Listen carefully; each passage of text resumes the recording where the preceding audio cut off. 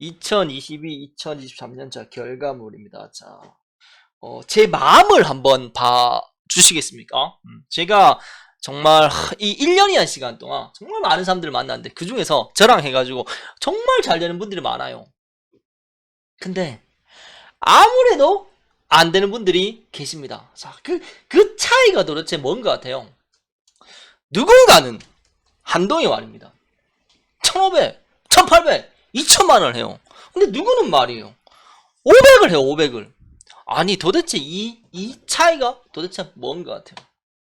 이거를 한번 생각을 해봐요. 어떤 부분에서 이 문제점이 있길래 이렇게 극과 극의 차이가 나는지.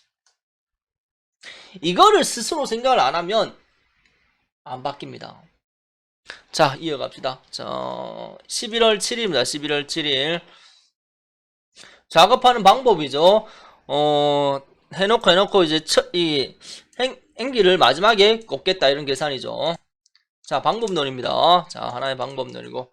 자, 육묘. 야는 딱 서있다. 그죠? 쭉쭉쭉 서있다는 느낌 드네. 그죠? 딱, 이 절간이 많이 빠졌구나. 절간이. 자, 안 빠지면 좋은데, 근데 뭐, 알다시피 뭐, 빠진다고 해서 뭐, 그렇게 뭐, 크게 뭐, 확 생가사의 문제는 없습니다. 하나의 지나가는 여정입니다. 자, 온도, 습도, 이런 부분, 그리고 이제 태양, 이런 부분, 이 모든 걸 다 생각을 해야 돼서 쉽게 제가 얘기는 못합니다. 그 조건이 좀 다를 거니까. 자, 꽃이 들어왔고. 자, 항상 환기 관리하면서 해야 된다. 그게 팩트고. 자, 11월 28일 심어놨습니다. 2, 4, 벌써 많이 됐구나. 2, 4, 마디가 많이 나갔네요. 자, 아무쪼록 찝었다. 찝어서 키우고 있다. 찝어서 키우면 확실히 좀 더 덜 큽니다. 근데 이제 관리하에 따라 삐쩍 말라가 크는 농가도 있습니다. 자, 그렇게 되면 다양한 2차 피해가 더 올 수 있습니다. 자, 12월 9일. 얼추 이제 뿌리가 나가고 뿌리가 이제 양수분을 땡긴단 말입니다. 그렇게 되니까 자, 잎줄기가 통통해지고 다시 형태가 바뀐다. 12월 14일. 마디가 2, 4, 6, 8 많이 나갔죠? 마디가 나가 있어야겠고. 자, 2, 4, 6, 8. 쭉쭉 12월 22일. 자, 정식이 항상 정식 날짜 대비 계산을 해요. 한 달 정도 된 것 같은데 2, 4, 6, 8, 10. 한 달이 몇 마디 커야 됩니까? 이론적으로 따지면 10마디. 좀 더 잘 큰 집은 15마디 이렇게 컸을 겁니다. 자, 그렇게 이제 날짜를 대입하면서 흘러가는 겁니다. 자, 2, 4, 6, 8. 이제 수정 날짜를 계산하시려면 어느 정도 이제 마디 나가면서 수정을 하면 됩니다. 자, 1월 10일, 1월 10일. 근데 이게 열매가 안 달렸는데 엄청 고생을 했죠. 잎 봐봐, 잎. 잎이 엄청 고생했잖아. 온도 장애, 뭐 물 장애, 작물 체내 수분 장애. 그리고 이게 지금 흰가루죠, 흰가루겠네. 그리고 잎을 보면은 항상 제가 늘 얘기하는 거 신초는 좀 노래해야 된다. 그리고 몸띠는 좀 진해야 되는데 근데 너무 탁하다라는 거지. 탁하면 결국은 작물 체내 순환의 문제가 오고 그 순환은 결국은 뿌리에 데미지를 줍니다. 그 뿌리가 팍팍팍 안 나간다 이렇게 표현하면 되겠죠. 그리고 이게 식물의 색깔로 한 번씩 보면서 재배를 해야 돼요. 너무 고생을 한다 싶으면 풀 줄도 알아야 되지. 결국은 이게 흰가루는 온도와 물의 관계에서 파생되는 겁니다. 온도와 물의 관계에서. 식물이 약해진다는 거지. 식물이. 춥다, 이렇게 봐도 되는 부분이고. 참, 이게 참 어렵다. 열매 달렸네. 열매 언제부터 달렸어? 자, 1월 10일 열매 없다가, 1월 16일 열매가 이렇게, 여기 어디 갔나? 열매가 있던데. 여기 열매 있네. 열매 있죠? 자연수정은 아닌 것 같은데. 자, 이게 재배론이 이걸 찝어서 키운다 이게 말이에요. 이게 참 애매한 부분인데 잘 크는 집은 찝는 게 맞죠. 근데 잘 안 큰다, 뭐 병이 많다 이런 집은 푸는 게 맞고, 그리고 하나 더 어쩔 수 없이 찝어서 키워야 된다 그러면 좀 일찍 덮어야 돼요. 그렇게 해서 이 좋은 장에서 오는 이런 다양한 균을 잡아내야 된다 이렇게 좀 표현을 합니다.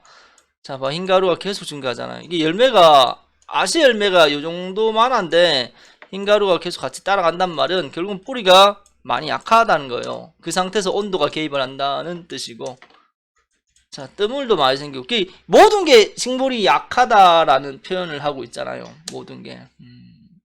이거 참 어렵다. 우리 내 밭에 맞는 온도. 결국 내 밭에 맞단 말은 온도와 일조거든요. 그거를 식물 봐가면서 선택을 해야 된다 이런 표현인데, 자, 중요한 건 식물이 약하다는 뜻입니다. 식물이 약하다. 식물이. 자, 일단은 열매 색깔 나고 2월 11일인데 색깔 들어왔네. 2월 11일 1차 색깔 들어왔죠. 이게 하여튼 이게 특별한 차이가 아니고 결국은 1, 2도, 2, 3도 뭐 1%, 2% 이런 식으로 이제 이런 차이이기 때문에 이게 결국은 물 관리, 온도 관리입니다. 결국은 아무리 다시 되짚어봐도 이거는 물 관리, 온도 관리가 안 맞다는 거예요. 자, 그 상황에 그 식물이 약한 상황에서 이제 열매가 달렸고 그로 인해서 뿌리가 더 이상 안 나간다 이렇게 보면 돼. 근데 알다시피 2월 3월 온도가 바뀌기 때문에 다시 뿌리가 나간다. 자, 그때 이제 물을 맞춰내면 어느 정도 수는 확보가 된다 이거지. 근데 이미 너무 고생을 많이 했다는 거지. 고생을 너무 많이 했기 때문에 폭발적으로 뭐 4월, 5월에 팍팍팍 안 터진다 이런 얘기를 하는 거겠죠. 3월 17일. 참 이게 쉽게 표현할 수 있는 부분이 아니기 때문에, 자, 3월 26일 결국은 순이 확보가 되잖아요. 근데 밑에는 흰가루다 이거지. 왜? 이미 겨울 재배에서 너무 고생을 많이 했기 때문에. 잎 색깔도 많이 올라왔잖아요. 결국은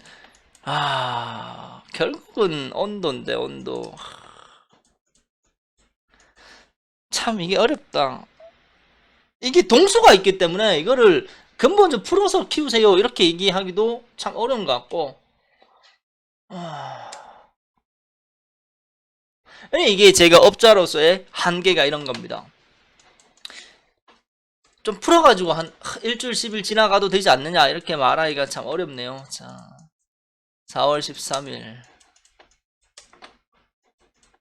246. 결국 뭐 4월달은 그 참외는 결국은 한 번 날립니다. 한 번 날리는데 그게 이왕이면 3월부터 시작해가지고 그냥 3, 4, 5를 한 방에 확 따자 이런 개념이에요. 근데 그게 되려면 결국은 정식해놓고 1월, 2월 그때 이제 뿌리가 중요하다. 근데 그 뿌리는 온도에서 결정이 되더라. 열매가 있으면 온도와 물이고, 열매가 12월 1은 열매가 없기 때문에 그때는 좀 더 온도에 영향을 받았다. 5월 19일 모든 균충이 많습니다. 왜? 식물이 약하니까. 이거를 좀 더 체계적으로 하려면 해답은 하나예요. 스마트팜을 도입을 해서 온도, 물 이런 걸 다 체크를 다시 해야 돼요. 그렇게 하면서 내 생육을 크는 걸 봐가면서 내가 이 시기에는 온도 관리를 어떻게 해야 되겠다 이걸 다시 생각을 해야 돼요. 이걸 스마트팜이, 자, 이게 제 마음입니다. 좀 더 많은 농가를 다녀야 되기 때문에 어느 한쪽에 매일 수도 없는 거고, 제 입장은 그냥 똑같은 얘기를 하고 그냥 좀 더 자주 가봐야지 이런 마음밖에 안 돼. 근데 아무리 제가 자주 가도 매일매일의 흐름 속에서 식물은 바뀌는 거니까.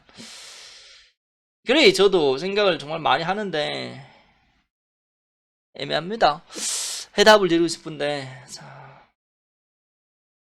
좀 더 많은 생각을 해보겠습니다. 참고하십시오. 그래, 이게 살아있는 식물을 컨트롤하는 거기 때문에 명쾌하게 말을 할 수가 없어요. 그게 늘 안타깝죠. 이상입니다.